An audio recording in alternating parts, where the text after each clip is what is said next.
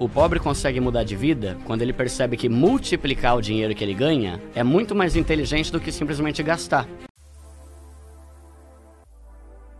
Quem não tem dinheiro tem que se preocupar com dinheiro. Ah, cara, boa. Porque o dinheiro ele traz muita paz, traz mais qualidade de vida, traz mais saúde emocional, né? Não é simplesmente o dinheiro pelo dinheiro, é que você viver sem dinheiro, você fica agoniado, angustiado. Não é uma vida leve, né? Eu costumo falar pra galera, né? Junta uma graninha, não tô falando de 1 milhão, 10 milhões. Você já experimentou ter 10 mil no banco?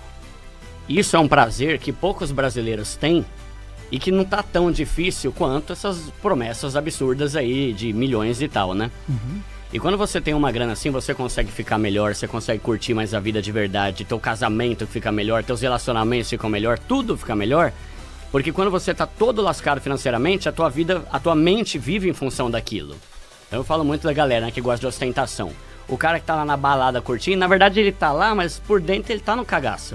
Porque ele não sabe nem se ele vai conseguir pagar aquilo, né? Então, ter o dinheiro não é simplesmente pelo ter o dinheiro. Tem uma questão emocional que vai fazer você desfrutar melhor a vida com isso, Sim. né?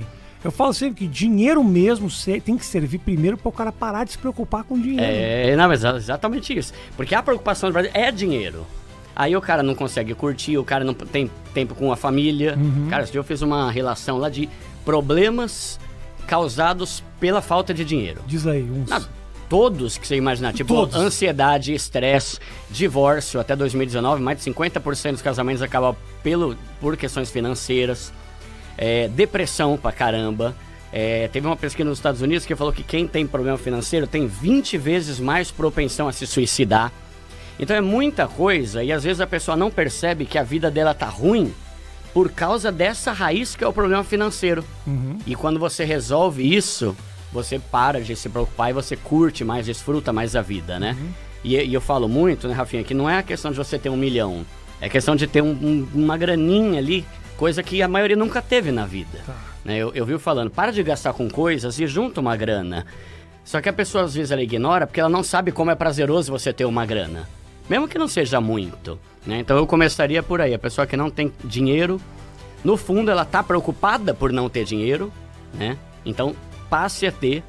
Tem uma frase que eu falo muito que é assim, o pobre... Meu canal é pra pobre, né? Sim. O pobre consegue mudar de vida quando ele percebe que multiplicar o dinheiro que ele ganha é muito mais inteligente do que simplesmente gastar, né? Então vai ter uma fase ali de você juntar, montar seu pé de meia, pra então você poder fazer, curtir, comprar tênis, fazer o que você quiser, né? Mas ao mesmo tempo tem na cabeça do brasileiro, acredito que não só do brasileiro, esse eterno pensamento, dinheiro é pra gastar. É uma frase que se ouve muito isso, né? Tem, sim. Mas como é que você faz pra equilibrar essa programação, né, com viver a vida? Como é que você faz pra equilibrar isso, cara? Cara, eu costumo dizer que na vida a gente vai ter 2 fases. E isso é muito importante, principalmente pra quem é mais pobre. É a fase de acumular e depois a fase de usufruir. Porque o problema é quando você fala assim, você precisa juntar dinheiro, você precisa investir, o cara pensa que é até morrer juntando e não gastando. Não, não é assim. Você vai ter uma fase que você vai estabelecer uma meta. Primeiro, eu quero quitar minhas dívidas porque isso aqui tá tirando minha paz. Acabou. Meta 1. Segunda meta, eu quero montar uma reserva de emergência, que é aquela grana que você deixa guardada para situações ruins, você não se meter no buraco de novo. 3 mil. Maravilha. A partir daí, vai começar a investir. 10 mil, maravilha, aí pode fazer o que você quiser, entende? Tipo, o ponto é, você merece curtir a vida, só que quanto mais cara a sua curtição, mais tempo você vai ficar na pobreza, e isso que eu quero resolver, né? Eu quero que a pessoa enriqueça no sentido de mudar de vida, não tô falando de milhões, né? Eu bato muito nessa tecla, Rafinha, não é milhão, é deixar de ser um pobre cagado, entende? É porque tem 2 coisas, tem o pobre e tem o pobre cagado. Pobre cagado é o cara que tá todo ferrado, que trabalha 24 horas pensando nos boletos. E tem o pobre, que é a pessoa ali que tem um salário, tem uma qualidade de vida ok, tá começando a investir, tá aos poucos mudando de vida. E isso não é difícil de resolver. Só que com esse tipo de mentalidade, né, de a vida é uma só, eu posso morrer amanhã e tal, normalmente não morre e continua pobre o resto da vida, né? Então, é questão de você estabelecer uma fase de você acumular uma grana para que a partir desse momento que você tiver o seu pé de meia, você conseguir viver e subir teu nível e gastar mais se você quiser. Claro que é direito da pessoa isso, né? Só que é uma fase. E as pessoas querem ir direto para a fase de usufruir sem passar pela fase de acumular. E é um mal necessário, é um mal que vai gerar bem. Eu garanto, mano, qualquer pessoa, é só ver os comentários lá dos meus vídeos, só pobre que tem lá, né? Só pobre. Todo mundo falando, Duda, tá maravilhoso, eu não sabia como é bom ter isso. Ou então, Duda, por que eu não aprendi a investir antes? Isso aqui mudou a minha vida, mudou a minha mentalidade. E a gente que tá construindo um pé de meia e tá começando a curtir com mais prazer e paz, e não angustiado como a maioria faz hoje em dia, né? Mas é questão de a pessoa decidir. Não, pera, eu vou fazer isso aqui, eu vou juntar uma grana, eu vou quitar minhas dívidas pra entrar na fase de usufruir. Só que aí é mentalidade, né? Que é muito importante. Qual é o principal motivo que você sente pelo qual as pessoas adquirem dívidas? Tá. Ah, cara, principalmente a impulsividade, a ostentação e o cartão de crédito, né? Porque eu falo assim, ô Rafinha, o que é uma dívida? Não é comprar muita coisa. Dívida é parcelar muita coisa. Porque assim, se você ganha 10 mil e você gasta seus 10 mil comprando tudo à vista, você não é um endividado. Você é uma pessoa consumista. Você tá torrando e não tá pensando no teu futuro, mas você não tá endividado. Sim. Agora, a dívida é o resultado de um parcelamento. O que é uma dívida? Tudo aquilo que eu compro e não paguei. Pode ser um copo d'água, pode ser um livro, pode ser um celular, pode ser o que for. Então, se você é uma pessoa que tem dificuldade com autocontrole, gasta muito, ok. Ok não, né? Não é bom. Tem que ter um equilíbrio, né? Mas a partir do momento que você fica parcelando tudo, você começa a se ferrar. E o cartão de crédito, querendo ou não, é o maior culpado nisso. Ah, a culpa não é do cartão de crédito. É óbvio que é da pessoa. Mas o cartão de crédito, ele possibilita você ficar comprando coisas mesmo sem ter o dinheiro. E quando você compra coisas sem ter o dinheiro, você está fazendo dívida, né? Então, tem a questão do cartão de crédito, que é o melhor meio de ferrar a vida financeira de uma pessoa. É muito acessível, né? Totalmente. E os bancos amam, né? Por quê? Porque eles ganham muito dinheiro, né? Os juros rotativos no Brasil até 2 anos eram o mais alto do planeta. Mas a minha pergunta é o seguinte, é uma pergunta meio ignorante que eu vou te fazer aqui. Eu não entendo muito do sistema financeiro. Eu quero entender o seguinte, o cara faz uma compra, não consegue pagar. Nunca ninguém vai pagar. Quem ganha com isso?